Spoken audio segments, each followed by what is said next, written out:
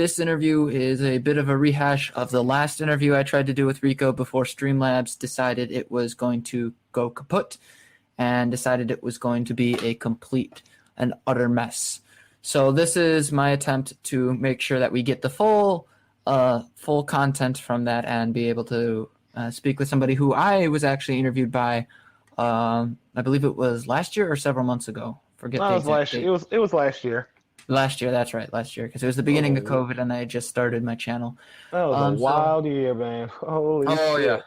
Yo, that was interesting times. Got kicked out of the dorms and everything, so that was fun. So introducing Rico Rants. He's one of the first people I worked with on online commentary. Rico, would you like to introduce yourself? Hey, yo, I'm a Marine Corps veteran, freelance writer, YouTuber, though I'm on hiatus on most of those things outside of work because of, work and we're currently working on becoming a pharmacy technician. So it's, I've been busy, but I do want to get back into doing all this again later down the road. But for now, I'm content with coming on the shows of my buddies like Connor here. Alrighty. So I just thought I'd do this because this is what I did with the Cavernacle, and it seems to work well. I just wanted to get a sense of what got you into online commentary, what kind of personally motivated you to really start fighting online about these kinds of things, and what you expected to get out of it. What I'd always wanted to, but didn't due to lack of I felt like I needed a bunch of shit to do this. You know what I mean? I thought I needed high quality production and equipment and yada yada yada yada, and I didn't have none of that. So a lot of stuff like that held me back for the longest time. Plus the little a case of imposter syndrome. I always felt like, who'd want to listen to what I had to say? There's no way what I have to say is all that insightful or valuable to anybody. And then I just kind of pushed past all of those doubts and the things I had in my way, and I just said, you know what, fuck it, I'm going for it. You know what I mean? It once I got a job that allowed me the freedom, that gave me the free time to do that, and I made enough to invest in some decent enough equipment, I did. I just fuck it, I'm doing this. And that because I was like, I'm just gonna scream into the void and just kind of hope people listen and see what people see how bounce my ideas, my thoughts and feelings off the cesspool that is the internet, and hope to God I get lucky. Yeah, and I just bouncing off of that a bit. It's kind of a thing for a lot of people who have interesting ideas about online commentary and things like that aren't 100% sure if they have not only the equipment but the emotional strength to do it. I know when I first started out, particularly on live streaming, I had been writing for nearly 3 to 4 years at that point. And with writing, you don't get a lot of the blowback that you get in live chats. So yeah. for you, what was when you first started out, what was some of the challenges? Was it blowback or just not just having an idea of what to say, or? The first challenge was how I wanted to do my videos, was how they were going to be, how I was going to put them out. And honestly, I settled for the below the fifth column style of just like what we're doing here. Just turn on a fucking camera, on mic, and just speak. You know what I mean? And I tried with a script, and I cannot be scripted. I cannot follow a script to save my fucking life. It is robotic as shit for me. I have to be off the cuff. You can give me some cue cards, some idea of what I'm supposed to talk about, but I read out that was my second challenge, realizing I can't do anything scripted. Third challenge is I'm too lazy to fucking get into editing and all that shit. You know what I mean? That takes a lot of there's a lot that goes into video editing and production. Believe it or not, y'all. Believe me, I know.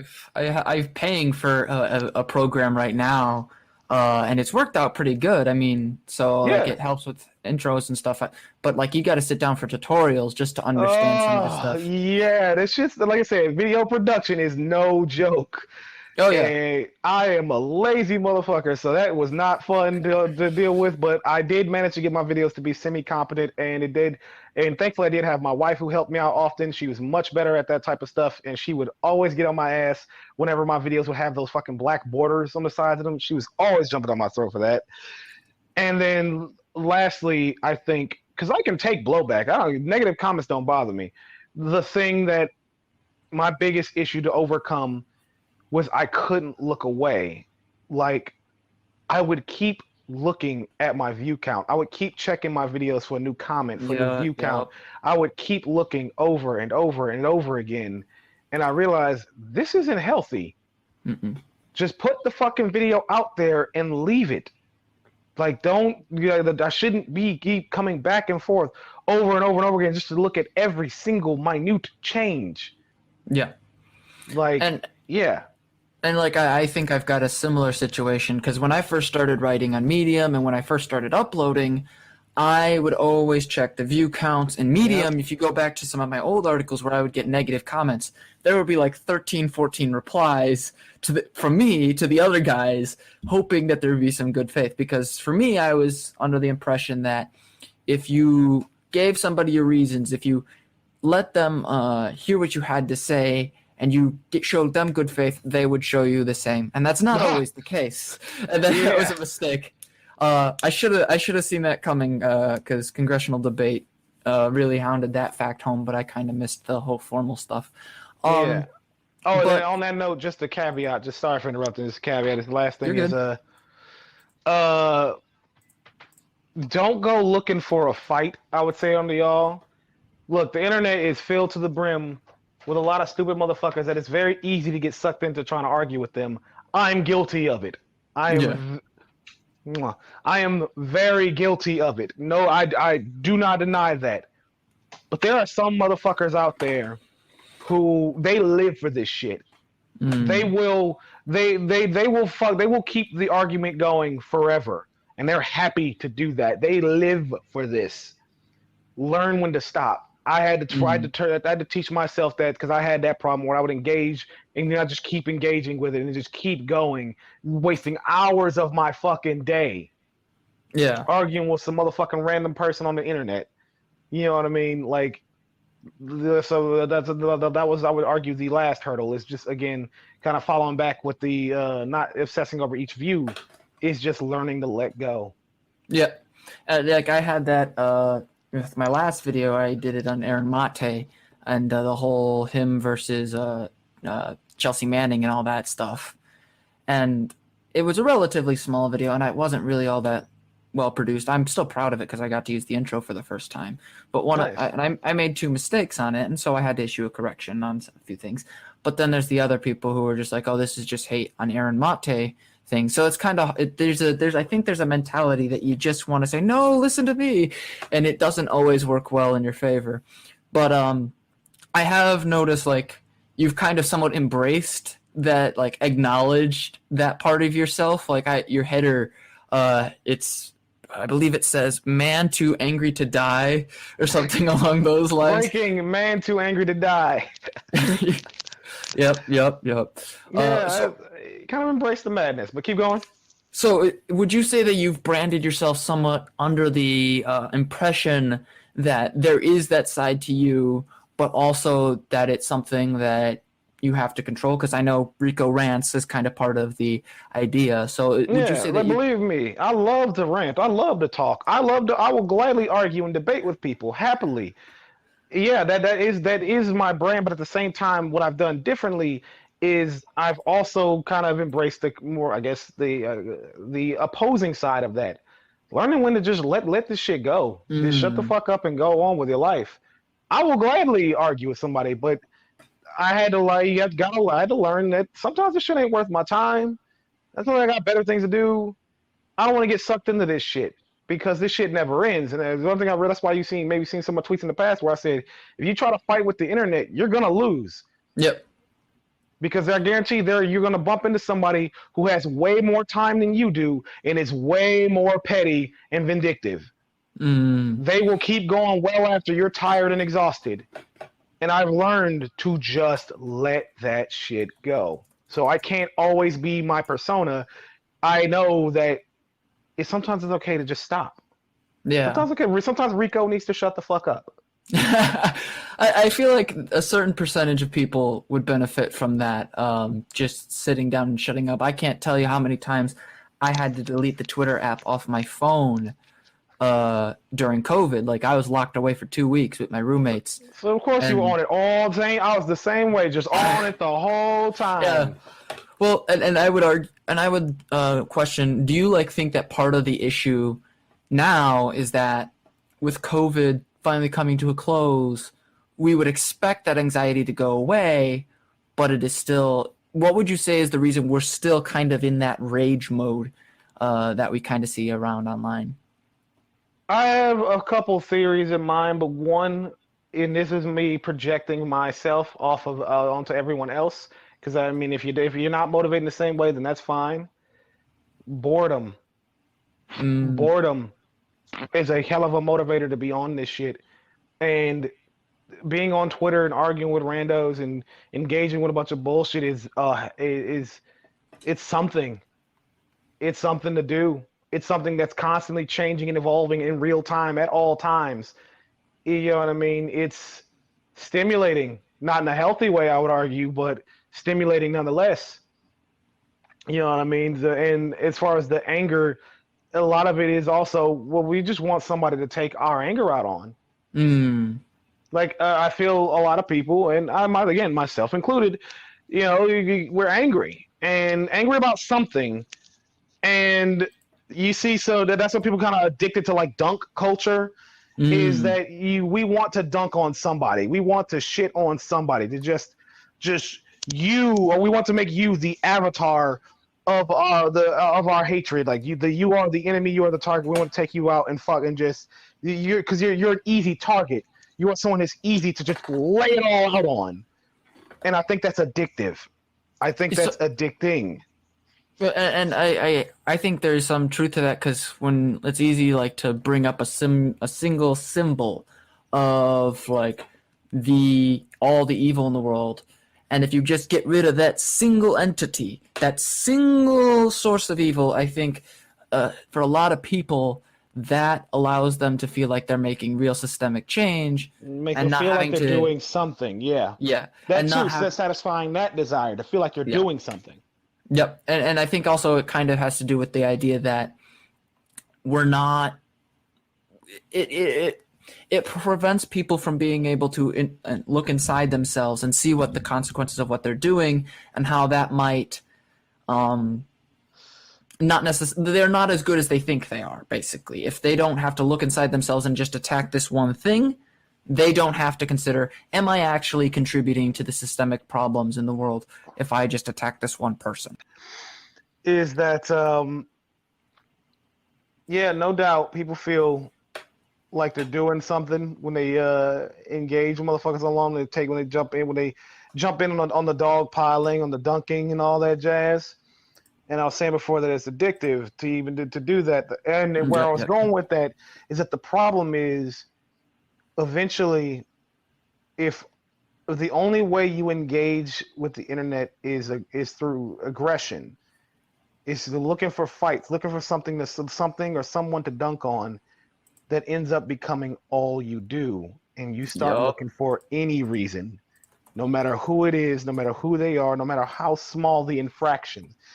They start looking for something and someone to dunk on, even if it's just a motherfucker, it's just some random fucking nobody with like 10 followers. These motherfuckers look for anything, and then we're talking about the type of motherfuckers that like name search themselves, looking for any random bozo to fucking to shit on. You know what I mean? They're clearly have an unhealthy relationship with the internet at that point. Yeah, no kidding. Because they kind of seem like it seems to me that, and I believe the Daily Show had a point about this, but there is some measurements to suggest that people do find rage addictive. It allows us to feel in control, when in many cases we're not. Yeah, no, it's extremely addictive. Like it's like honestly, it really is. It feels good. I've been a part of it. It feels good in the moment. But then you see how this ends with the type of drama where motherfuckers start getting doxxed and shit. Yep. Like people start getting it starts getting way too personal. It starts getting dangerous. You end up fucking with the wrong person, and that person turns out to be fucking batshit crazy, and they start coming after you and your family. You know what I mean? It all goes belly under. And when your whole engagement with the internet is again through aggression, do not be surprised if you run into people who are exactly like you, looking for a fight, and will just not stop. Yep. And that's the other thing. Like I think like when the internet was first like when, for example, when Barack Obama first got involved with Twitter because he used it in his 2008 campaign to really expand upon his campaign's reach. It was kind of thought of as a democratizing force to be able to communicate to the people and persuade them to your side. But that same democratization also comes with the alternative, which is every common person, right or wrong, can say whatever they like for the most part. And I don't think online commentators or online regulators are really good at handling that or were ever prepared, which it brings me to your takes on free speech absolutism, because I know that's a big thing for you. That's always been a big thing for you. Your last pinned tweet about the January 6th insurrection is pretty blunt about that. So my question for you is, in this evolving hostile atmosphere, how do we, on one hand, protect free speech and prevent corporate over control of media, while at the same time ensuring this kind of violent rhetoric how do we restrain that vile rhetoric without also causing problems for any expression? Well, as I've said to people before, is that you kind of have to just fight that good fight, because the usual argument is that if you employ the mechanisms of censorship onto your enemies, they can, if they gain power, they can then use it against you. And that's the thing. And I'm like, yeah, you're right about that. Okay, that's not a reason not to fucking to silence the fucking the misinformation that they're spreading that's getting people killed. You know what I mean? That's not like, to me, it's just a matter of weighing cost benefit on this. Yeah, there's a risk that it could be done, that the people with the power to do it can get it wrong. There's a risk that the bad guys can gain power and then use those same powers against you. That risk is there, no doubt. But what's happening here and now is the free flow of misinformation is actively getting people killed now. That's not a risk. That is happening. Yeah. So would you? Sorry to interrupt you. So to kind of summarize your position, you're saying that the consequences of not taking action are so great and so dangerous that it in effect not only kills people, but it also helps suppress this very speech we're trying to protect in the first place. Because misinformation spreads like fucking wildfire. Before the truth even catches up, misinformation has already done incalculable fucking damage. You know what I mean? Misinformation, like we've seen it, where a tweet that's misinformation, that's just pure misinformation, will get 100,000 likes and 50,000 retweets, and then the correction will only get like maybe 100 likes, maybe 10 retweets. You know what I mean? No one notices the correction. No one notices the truth. The misinformation spreads. The sensational misinformation spreads like wildfire. And I agree that there is a problem, I think, with misinformation, whether it's far-right activists engaging in all sorts of large-scale propaganda. And I think you and I are on the same page on that front. But I also wanted to know, like, how would you... Well, let me put it this way. In the past, some YouTubers who have actively tried to handle and deal with this misinformation have been banned or temporarily suspended because some of the content in their videos includes that very like same Right-Wing misinformation. Watch, yeah. Right-Wing Watch, Three Arrows, when he did a video on the alt-right. Yep. I believe it was the Serfs as well. And so... a lot of the and I believe it was the Cynical Historian as well. He was doing a video on the Holocaust, and they ended up trying to take it down. Hey, It's Vadim has also had that issue. So my question is, how do we keep to the standard that you are setting, but also make sure that these companies like YouTube, like Twitter, don't just rely on their algorithm that is plainly nonsensical and doesn't work to adequately protect Yeah, people? yeah. I get what you're asking. And the answer is, well, you have two options basically. There's the government option where because the reason why these, obviously we know that they rely on their algorithms to police their platforms is because it's cheap and easy. They don't want to have to actually hire content moderators to go through everything and make sure the shit legitimately needs to be banned and make sure it doesn't. They don't that costs a lot of money when they can just let an algorithm go after certain words and phrases and clips and type of deal that'll just handle the problem and just kind of makes no distinction. That's the easy way, and that's why they do that. So the solution to that is government regulation demanding that they do. That's why they always start to actually start enforcing their terms of service, is because they don't want to be regulated. Because if they keep failing to enforce their terms of service and it keeps resulting in the problems that we're having, the government is going to step in and regulate them, and then they're going to have to spend money on content moderation in ways they didn't want to fucking have to spend. That's one way. The second way is, again, still no government regulation. It's basically keep things as it is, and just every time people get fucking flagged and all that, get their shit struck down, we make a whole fucking stink about it, and then they're like, oh, then an actual person reads it and like, oh shit, oh, the algorithm banned the wrong person again, fix it. You know what I mean? It's one or the other. Me personally, And I'd go the government route. so, and I know you've mentioned in the past that I say the government route and regulations and things like that. But also on the other front, like with those who engage in the misinformation, like Rebel News, Tucker Carlson, most recently, Steven or Crowder, all of any them. Stephen Crowder's video on George Floyd, or Mm. anytime that one gets you. Don't worry, we'll get to that in a moment if you want to talk about that. But when it comes to the government avenue, I know you've mentioned in the past possible like civil lawsuits or defamation and things like that. So would you say that perhaps in the absence of governments literally regulating the entire media sphere of YouTube or something like that, would we take a similar route? Would we sue them for breach of contract with their terms of service or things like that? As far as legal avenues go, unfortunately, that is not a viable solution because, I'm sure you definitely know, that the legal route is expensive. It's super Mm, fucking. It is a costly endeavor, and you, me, and even successful YouTubers versus multi-billion-dollar companies, it's a losing gambit. The legal route is not. Even if you have a solid case, the legal route is costly, lengthy, and it's just not viable for most mm. people. So I would never use that as argue that as a solution to that problem. But I do think what should be the case, we need to maybe change our laws a bit on what counts as libel, slander, and defamation. Because if there's one thing I have seen is these motherfuckers engage in what it arguably should be considered libel, slander, and defamation, and they should be held accountable for the misinformation that they spread.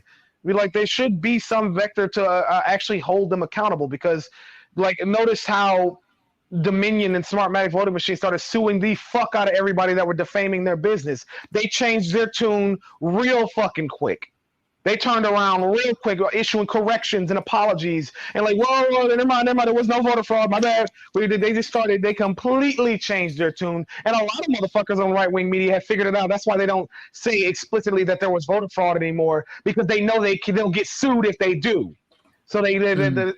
the the misinformation mongers, they live off of the freedom from accountability. When there's actual means of holding them accountable for the misinformation that they spread, they shut the fuck up, and they know Mm. it.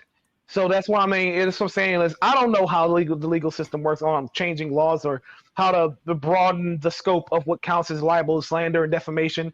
But I would definitely argue that we need a broader interpretation of it so that these people can be held accountable for it, because again, they engage in basically libel, slander, and defamation on a regular fucking basis.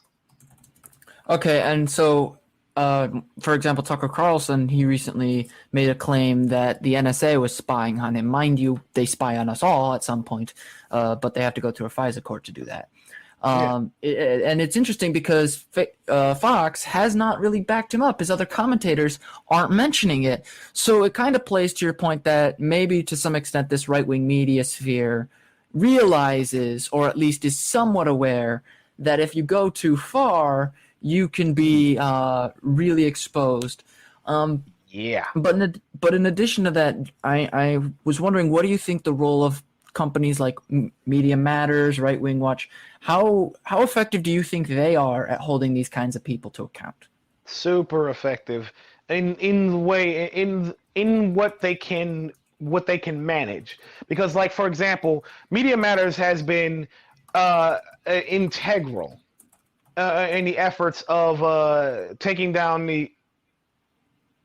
I just sent you a private chat. Don't worry about it. Oh yeah, I got you. What the heck? Oh, he just exited out. Oh, he's back. A bit I did not. exited out there. Yeah, I meant to exit out the private chat and ended up exit out the whole damn thing. All I'm an right. idiot. What I was saying is Media Matters is has been integral and it was basically killing Fox News's advertiser sponsorships and whatnot.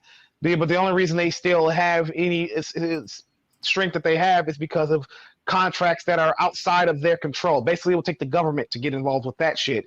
They have contracts with cable companies in such a way that they're still making money, enough money to keep doing what they're doing, even though they've long since lost most of their advertisers as a result of watchdog groups like Media Matters, Right Wing Watch, and so on. Okay, So and then so I think that summarizes kind of the issue so far. But I was actually wanted to talk to you also about the critical race theory issue. uh, Yeah, sorry, man, I have to bring it up. You no, were doing I research know. on King, and I I know. have I to. hate them so much. I hate the anti-CRT movement so much. Well, and from my perspective, because I've worked in history and things like that, and one of the things that I've noticed is there's not an overarching theory of history, but at the same Really? time, yeah, but at the same time, they'll attack things like the 1619 Project as CRT.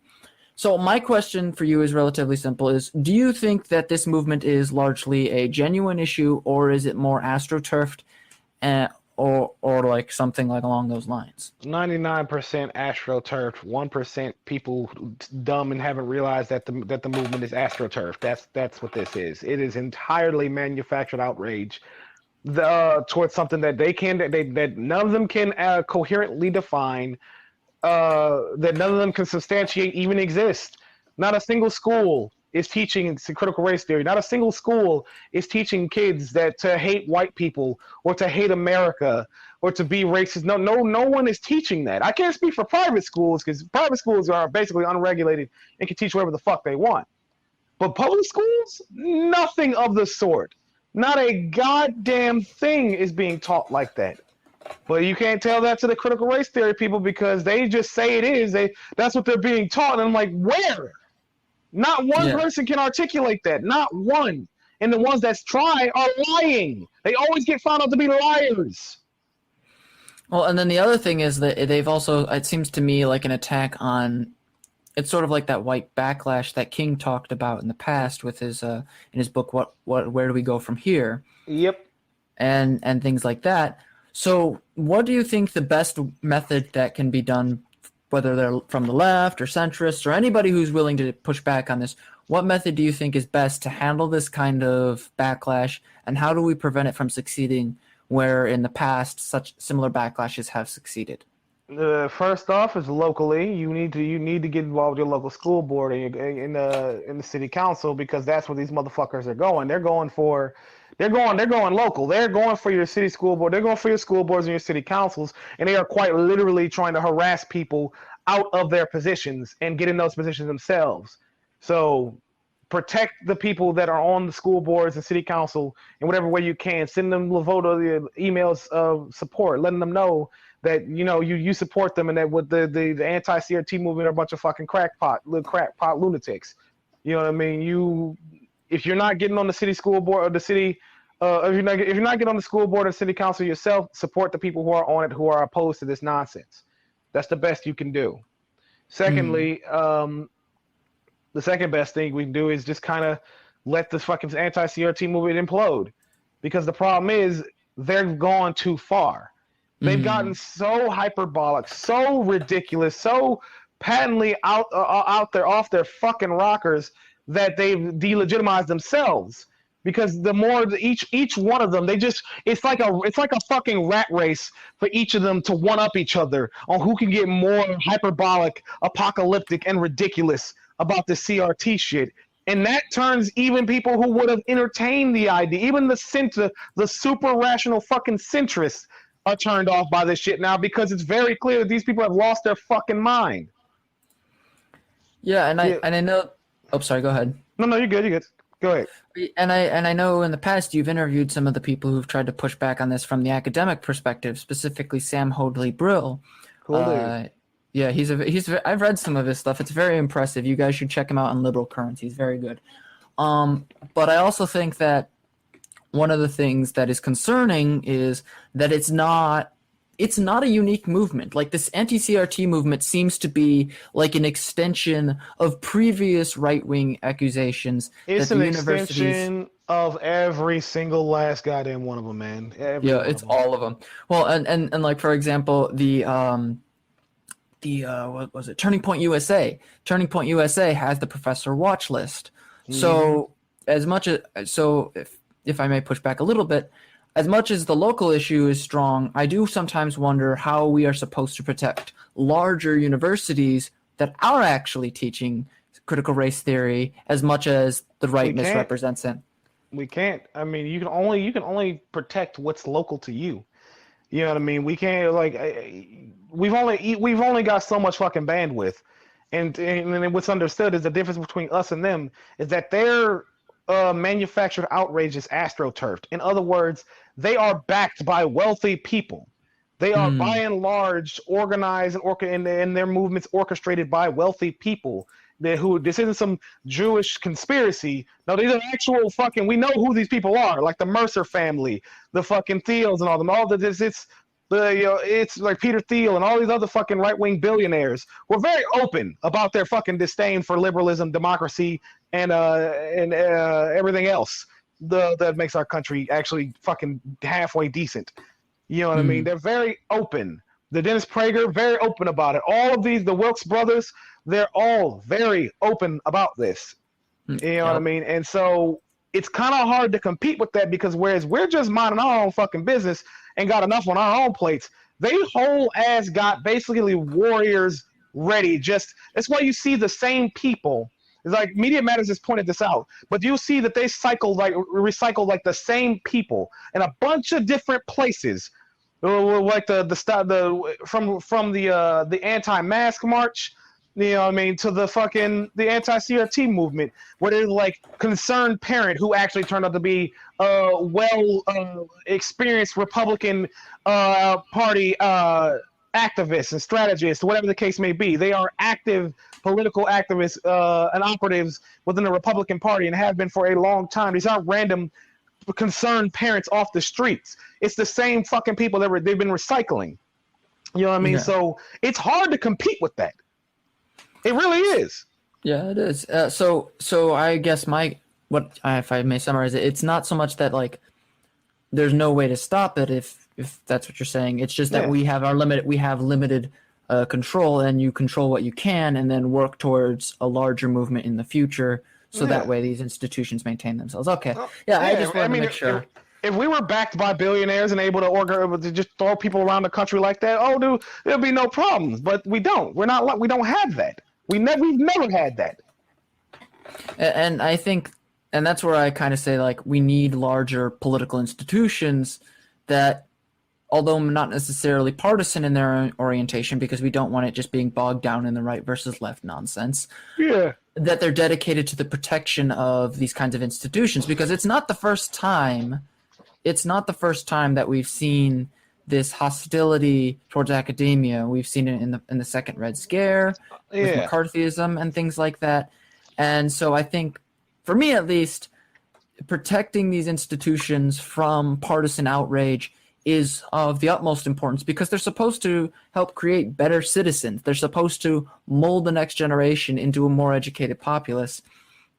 But additionally, I think one of the things you've done research in the past on is Dr. King and how sometimes they misrepresent who he is. They And literally, and I mean literally, only quote that one sentence from his Have a Dream speech. And I'm not exaggerating. Literally, only that one sentence. They don't quote anything else from him. Literally, only that one sentence. You would think that is the only thing that man has ever said and ever done. It's fucking insane. well, and they exclude the the part of it where he says, "In a sense, we've come to our nation's capital to cash a check. When the architects of our republic wrote the magnificent words of the Constitution and the Declaration of Independence, they were signing a promissory note, and then they have not talked about like how it's not a fulfilled thing. Like they always treat it as though, for example, he says, "I have a dream that one day my children will be judged not by the That's color of their skin." literally all they fucking Yeah, quote. yeah, They hate reparations, but love Martin Luther King. yes. They hate any kind of fucking anti-racist activism, but they love Martin Luther King. You know what I mean? It's like, what the fuck? Well, and the other thing is they kind of make it seem like he is the end all be all of black activism at the Of time. black activism, of the correct form of black activism, and not a single goddamn one of them is able to cite anything other than that one fucking sentence. Well, and the other thing is they actively misrepresent the very speech that they're quoting because Exactly. if you read through the speech, it mentions explicitly financial issues because the speech is the event's full name was the March on Washington for Jobs and Freedom, not the March on Washington. They were going there for something, and it wasn't just the Civil Rights Act of 1964. I mean, James Lindsay literally up here saying like Martin Luther King succeeded. Get with the future, and it's just like, no, he didn't. That's the whole fucking problem, you idiots. Like that's the problem here. He didn't. He was killed. You know what I mean? He didn't succeed. Everything he tried to do was undermined and has been undermined for decades. He didn't succeed. That's the whole fucking problem. And the other thing is that I think, and this is just my perspective because I had to study the civil rights movement for my senior thesis, was that there were other organizations besides the Southern Christian Leadership Conference and Dr. King. And to me, it seems like that the right's perspective by forcing like their perspective on who King is as the centerpiece of correct black activism also precludes any other criticisms that King himself received from his fellow activists. People like Ella Baker and the Student Nonviolent Coordinating Committee or CORE or any of these other organizations. And to me, at least, I think there's a problem with how we teach the civil rights movement. So if you were to... Oh my God, it's a huge... Oh God, we do not teach it right at all, but keep going. If you would want to see something like how you would want it to be taught, what would you like to see emphasized and what would you like to see de-emphasized? I would love to see them emphasize the fact that he at no fucking point, abdicated for colorblind solutions to these problems. I would very much like that to be emphasized like a lot because everybody keeps, I swear to God, these motherfuckers really want to push the idea that Martin Luther King advocated for colorblind solutions to problems. No, the fuck he did not. He did advocate for universal solutions for sure. Like he called our healthcare system. What did he call it? Like fucking greatest problems in the world or some shit. He really, our healthcare system has always been fucked. It was fucked then and it's still fucked now. And he was very explicit about how damaging it was to everybody. How it was just all around bad. But then he also explicitly advocated for race specific solutions like that of reparations to black people. There is to desegregate and housing discrimination and all the things that were specifically targeted towards black people, even though it was using colorblind language. Which, by the way, in case people didn't know this, the Jim Crow laws were all largely colorblind, but that's how it works. You create a law that, like, for example, do-rags. You put a ban on do-rags at a store or whatnot. You can't come in here wearing a do-rag. Sure, that applies to everyone, but who the fuck is wearing do-rags? Black men. We're the only ones wearing them damn things. But then again, the law applies to everyone, but who's the only ones actually wearing a fucking do-rag? You get me? That's how Jim Crow worked. And then the other thing I feel like is like, and this is just in my own personal research, there's not a lot of talk about white flight in the civil rights movement because Oh it's God, hard. no. It's hard to imagine that, hey, maybe the community that I live in or the community that my father lived in maybe was the result of white people not wanting to associate with black people. I've been reading a bit into. Oh, go ahead.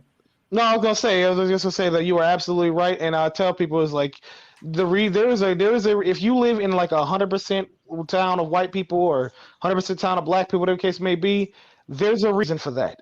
It's that didn't happen by accident. But keep going. What you were about Yeah, to say? yeah, and like there's a good case study by Kevin M. Cruz called White Flight, and it was an award-winning book on it.